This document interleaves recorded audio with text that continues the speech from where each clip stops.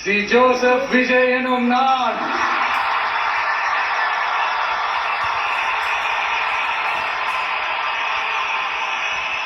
அத உண்மையாக்கி இருக்கிறீங்க.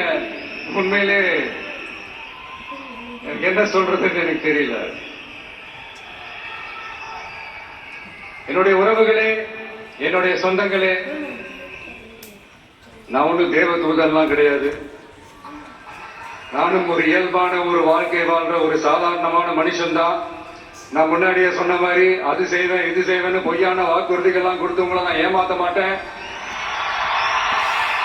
எது சாத்தியமோ அது மட்டும்தான் நான் செய்வேன். இம்மிடியா உங்க மனசுல ஒரு கேள்வி ஒண்ணு வரலாம், அப்ப சாத்தியம் இல்லாததை செய்ய மாட்டாங்களா, செய்ய முடியாதா அப்படின்ற ஒரு கேள்வி ஒண்ணு வரலாம்.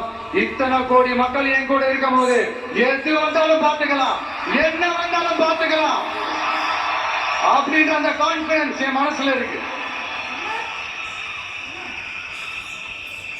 இன்னொரு விஷயமும் நான் இங்க சொல்லணும். இன்னைக்கு